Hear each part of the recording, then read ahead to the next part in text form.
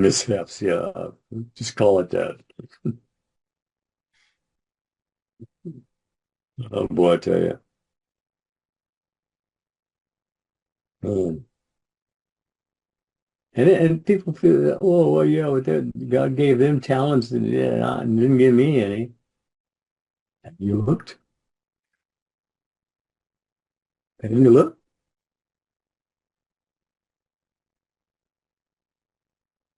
You can't recognize it. Just think about it. All right here. It really is. It's like the whole world right here. It's kind of like digitalized, real small. Yeah, I'm still amazed with that digital stuff. That really gives me that's it. Just think you could put all that knowledge in a bottle. And they do. Yeah, and then die of thirst.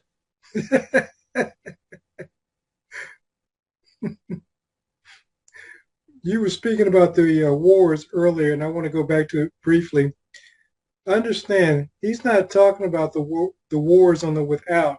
He's talking about the wars on the within. Yeah, well, that's what they're talking about anyway. Yeah. You're seeing what the person thinks and then what the person does.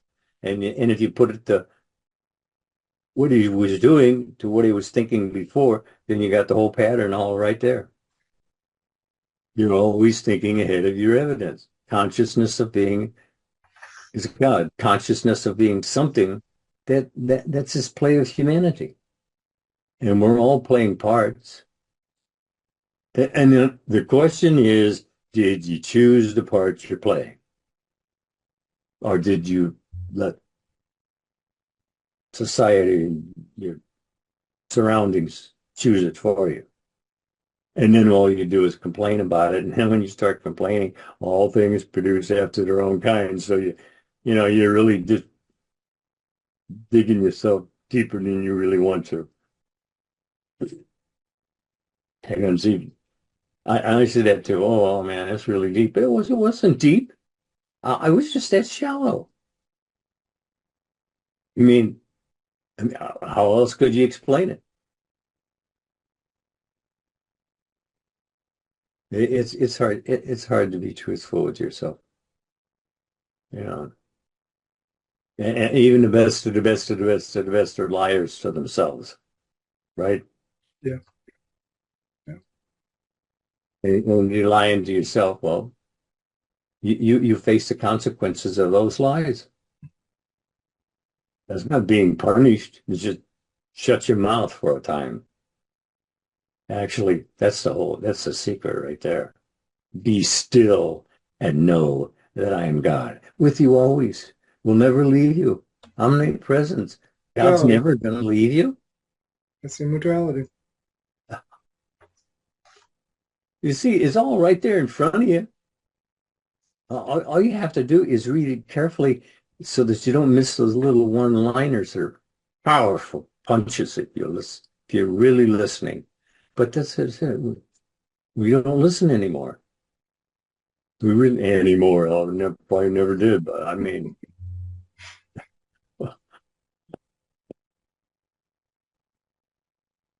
well, if you know when you're worrying and you continue to do the worrying, that's you. That's you burying yourself in ideas and attitudes you don't want nothing to do with. But you feel compelled to because, well, that's what I always did. Yeah. Yeah, well, you'll change the always sometimes. But what are you waiting for? I ask yourself, what am I waiting for? It's something I have to do. It's something I will do. Why put it off? Why live miserably when it's only a thought to set you free? And all you have to do is just catch yourself thinking feelingly about what? Is it important? Follow through. If it's not, drop it and get to what is worth following through. And there's plenty to follow through. I mean, chapter after chapter after chapter gives you those little one-liners that tell you the whole story. And you're saying, well, it's so difficult. No, no, no. We make it difficult. And I didn't really mind it being difficult because then I had an excuse not to have to study.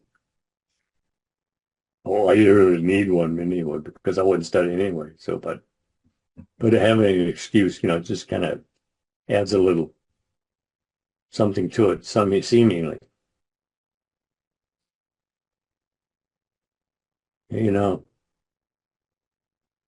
See, this is therapy for me too.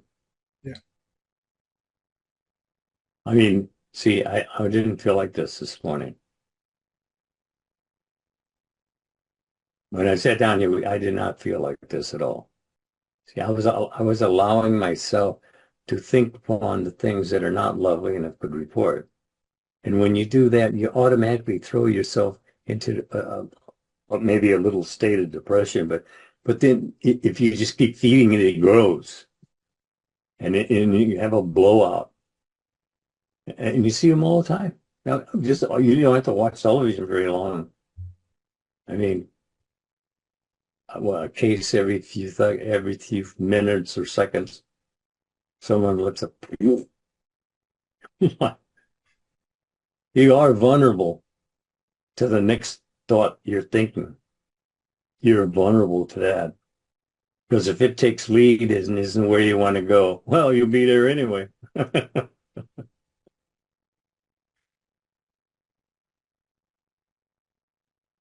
Yeah.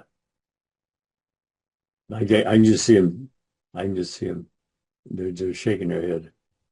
I was on that side shaking my head too. Me too. See, actually, this is where we all are still most of the time. You understand? You're only on track a moment here and there throughout your whole lifetime.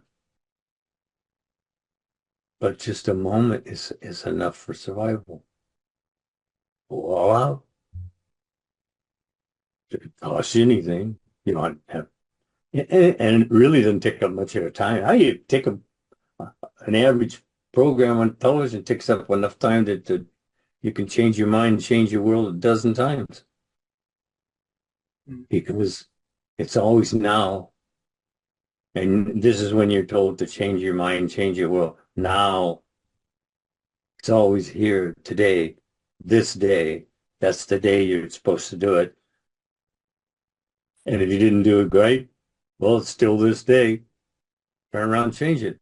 That's all you're told to do is change your mind, change your world. You want to change your world, change your mind.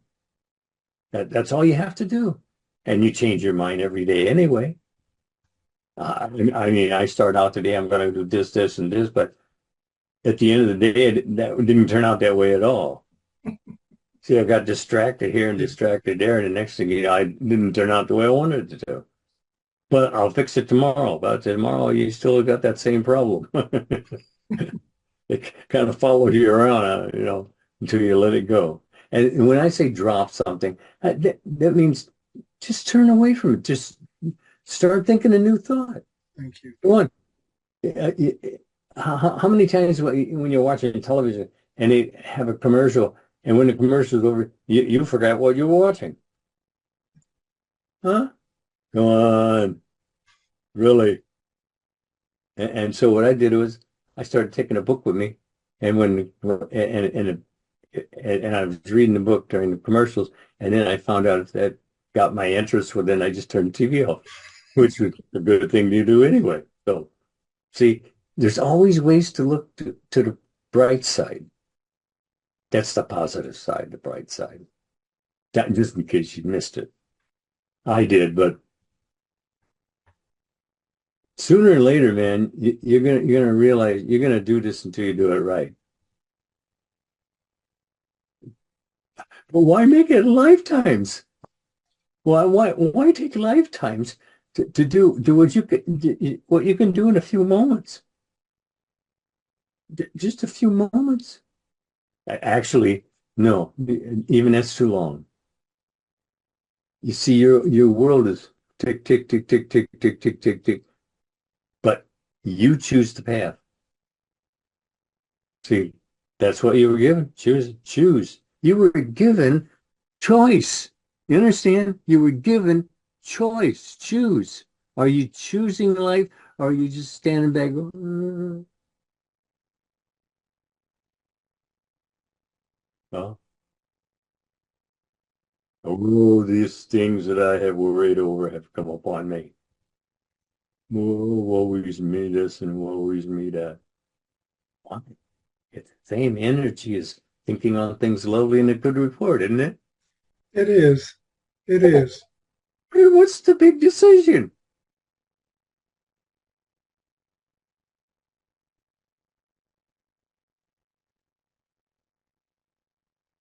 Will you get out of a problem the same way you got into it?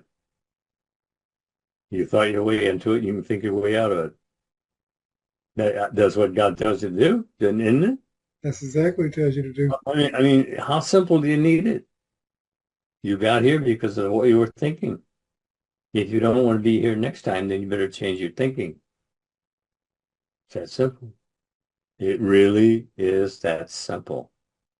All this ceremonies and doctrines and creeds and all. Hey, as you think you are, there it is. I mean, can you not think a better thought? Seriously, can you not dream a better dream? You're told to dream the dream.